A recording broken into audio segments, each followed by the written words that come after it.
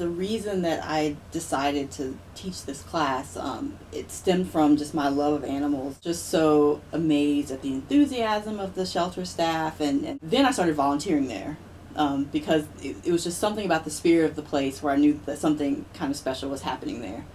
And then from there I said, okay, how do I get students to volunteer there? I applied for the ACE Fellows program in hopes that they would be able to train me how to design a good service learning class. Matt Smith, shelter manager, Forsyth County Animal Control. That's the last time I'll look at it, I promise. To be honest, I was a little sort of skeptical about when she came and we talked about the class. You know, the students don't really want to do the work, and they're just there to get the grade. But it was a complete opposite. Every one of them that's come in here has had great ideas. 3 students who have put in, I don't even know how many hours, putting together a shelter survey for people who have adopted animals. I know that it involved going through 900 applications and getting email addresses and things from people, and then they put together a survey and they've been sending it out 200 people at a time. And 2 of them sat in there one afternoon and they finished it. They photographed each one, they had a little cell phone. They photographed each one so they can get the address off that. One of my students said at the beginning of the class that she didn't want to volunteer at Forsyth Animal Control. She would rather volunteer somewhere else. And I said, why? And she said, it's a kill shelter.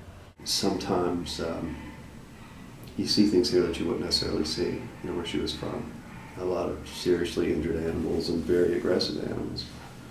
One student spoke for an hour with Matt Smith about his philosophy of how the shelter is put together. And his personal objections, serious objections to that term. He said, we're not a kill shelter, we're an open door shelter, and let's talk about the differences. You have to make a decision. You have to do it right now. Which of these 5 here, just let's make it easy. Of these 5 here, you need to make 2 spaces out of that 5. You got to decide. How do you do it? I also wanted them to volunteer at the rabies clinic, which happens every year at the Dixie Classic Fairgrounds. They came out, I think, still surprised, like, wow, there are people in Winston-Salem, as I said, who don't have anywhere to live too. So I'm hoping that students at the end of the class will want to continue to help animals, but they might even think about how they can help people too. You're really forced to think about how much these people are in need or these animals are in need. It broadens your perspective and potentially makes you reflect upon yourself and realize how much you do have. There are certain students who come here wanting this particular kind of class, and there needs to be a clear list so that that kind of student can plan her path through Wake Forest.